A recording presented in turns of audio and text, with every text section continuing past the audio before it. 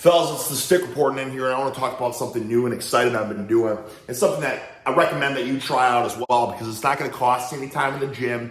And in fact, it's something that we don't incorporate quite as much as we probably should because us, fellow gym rat meatheads trying to get bulbous and voluptuous, round muscle bellies, are so focused on lifting and strength, right? But a lot of times we're missing the ball big time on power and explosiveness, okay? So I want to talk about something, weighted jump squats, okay? Weighted squat jumps, whatever the hell you want to call them. And I want to talk about some ways I've been incorporating them and something you can do and why I think we should do this.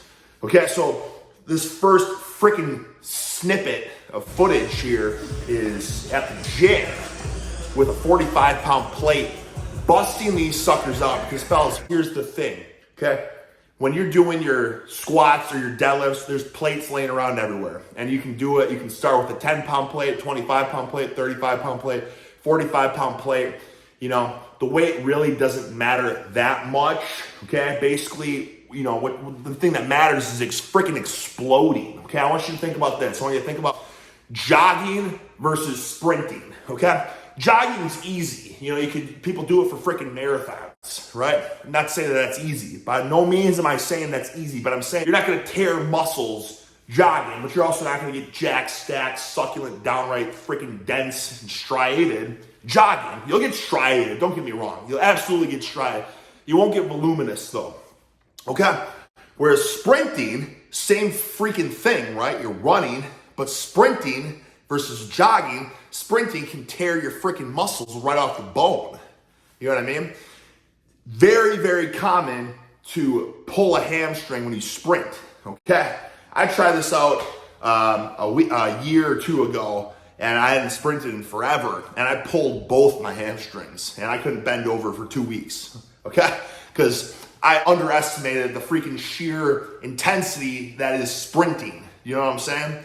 So that's the difference between putting forth the required effort versus putting forth 100% freaking sprinting effort. And it's the same thing for jumping. Fellas, the Russians incorporated plyometrics training in their weightlifting program back in the day. There was like the first, one of its kind revolutionary thing. And now all athletic programs do as well because, it's explosive and of course power. And you want power when you're doing all your stuff.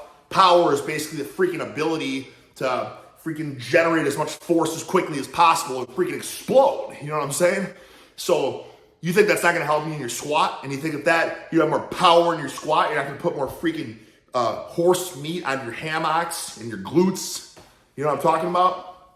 So second snippet here is a barbell, okay? Lightweight, fellas, 65 pounds here. This is a Zercher style. I like doing this as well because you're freaking cradling that sucker so it can't get away from you. But again, there's no excuse. You can incorporate the jumping. Say you're curling in the squat rack with the 65s. And people say, hey, don't curl in the squat rack. And you say, shut your ass. And you bust out some Zercher plyometric explosive jumps. You know what I mean? Make them eat their words. You know what I'm saying? But for real, incorporating that jump, the beautiful thing is you can do it with minimal equipment, minimal weight. You can body weight jump for a set of 5 just to get warm.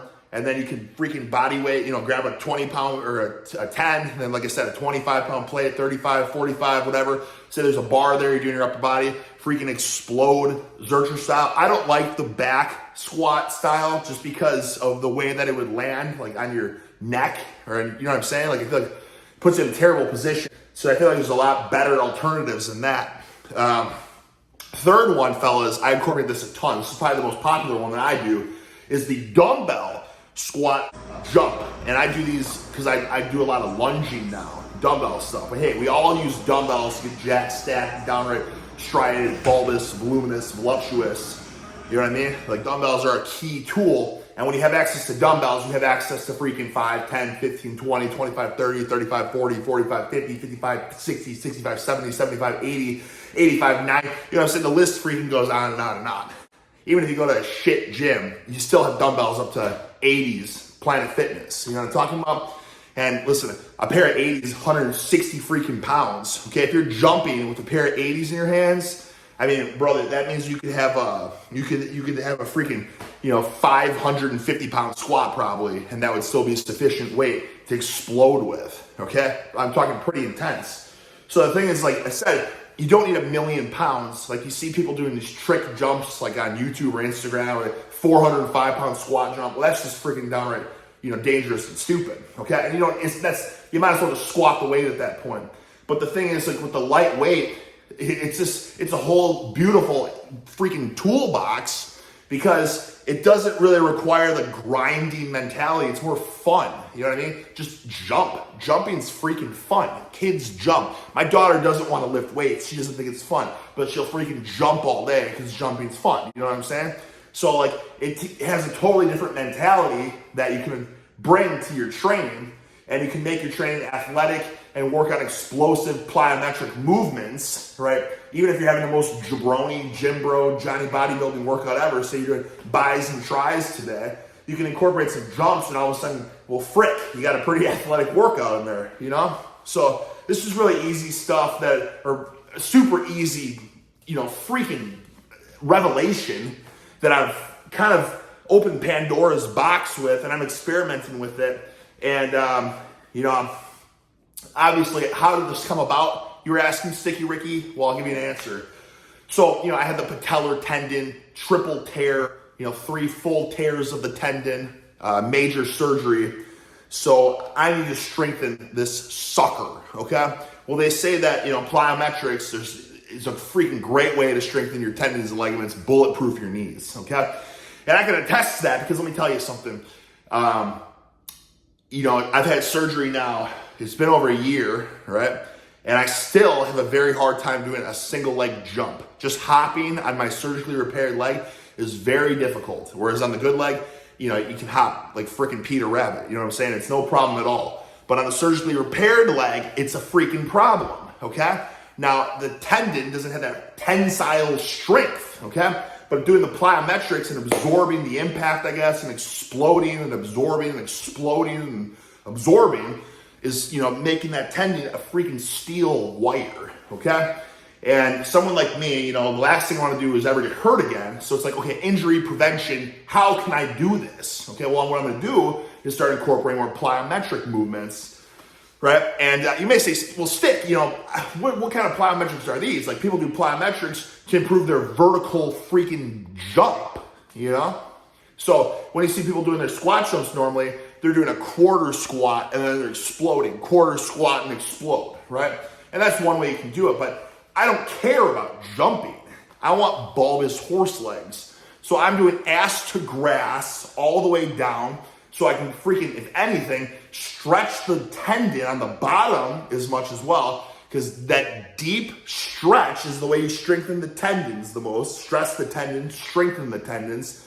So I want to go ass to grass and then explode up and absorb the impact right back to ass to grass, okay? So that's twofold purposes. A plyometric strengthens the tendons, but that freaking ass to grass, freaking lengthen the tendon and then strengthen the tendon. I want to lengthen and strengthen, you know what I'm saying? Also, fellas, another thing, if you do any sort of athletic, endeavors in your life or whatever, again, maybe you don't, maybe you just want to get swollen bulbous, okay? That's fine, but improving power is going to help you reach those goals, okay? And one of the best things everyone knows to improve the power is like your Olympic movements, your power cleans, for instance, snatches, but what else? Nobody does, power cleans. But here's the thing, fellas. The weighted squat jump was proven to be just as effective, I believe, in improving freaking force production, explosive power in athletes. And if anything, it's probably better. Don't ask me about the journals, all right? Don't ask me where I saw this or whatever, because listen, I'm not a freaking analytical geek, but I am in a sense that I do sift through studies, but I don't memorize this stuff, you know what I mean? It's like I saw this at one point, I'm like, oh, that's a good one, you know what I mean? And I'll spew it at you at any moment. Whoosh, Nikes. increasing the power. Okay, yeah, there's no skill involved. Fellas, let me tell you something. The year was 2013, I believe, and I took the USA weightlifting coaches certification because I was like, man, I want to learn how to do Olympic lifts, and then I can teach people how to do Olympic lifts, and it'd be fun, and it'd be lucrative for training. And boy, oh boy, does that require a ton of training, a ton of technique, right? Sure, you can horse cock, decent weights up, but if you ever want to do anything like, very respectable, it's very technical, right? Well, grabbing a pair of dumbbells and exploding does not require any technique, okay? It doesn't require any technique, but it requires the same amount of freaking force production. You know what I mean? So it's guys, it's a no-brainer, and I'm very excited I'm incorporating this. And he say, well, Stick, how are you incorporating this? And I'm trying to do it. I'm not going crazy with the jumping, right? I'm actually being very conservative with it. Now, I haven't pushed very heavy weights. The dumbbells you saw in this video here were 40s, okay? I think the heaviest I've gone up to so far were 65s. I'm not trying to horse cock the biggest loads. I'm trying to explode with, decent loads, right? Because it's not about the weight. Again, think about jogging versus sprinting, okay?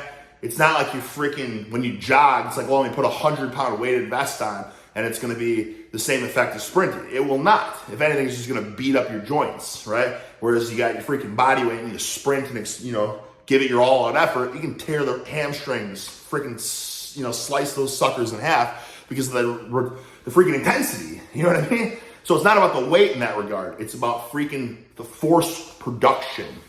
So anyways, I don't want to freaking beat a dead horse, but I just want to throw that at you guys and, try it out. I'm going to be doing it for a while, and I think the key in the freaking pudding is going to be, obviously, I'm a great freaking analytical freaking individual specimen to do this with because I had surgery, and I'm telling you right now, it's very hard for me to single leg jump. So doing more and more of these jumps, and then with the squats and the deadlifts, since I'm still recovering from all that, and I'm scared of pushing the weights, especially in the deep knee bend squats. It's scary, but I don't want to be scared anymore. You know what I mean?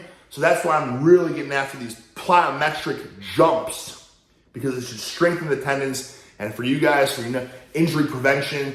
A lot of you young athletes too, it's a super simple thing. When I was a freaking athlete, everyone's like, oh, you gotta clean, man. You gotta do cleans, man. And I was like, clean? Frick, everyone says you gotta do cleans.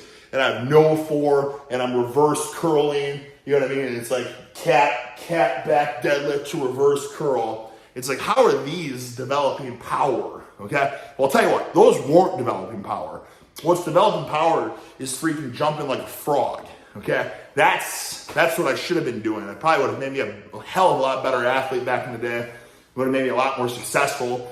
But maybe if I was a lot more successful, I wouldn't be talking to you guys right now. So, maybe all things happen for a reason. But as of right now, I want to be freaking powerful, and I want to freaking explode, and I want to be able to, move 600-pound squat as quickly as other people can move a 300-pound squat. You know what I'm saying? Like, load up all the plates. Everyone's fisheying me at the gym. Like, oh, man, I want to see this guy. And you go down like, oh, he's going to get stuck in the hole, and you freaking just erupt. You know what I mean? That's what I want. Like a freaking rocket ship.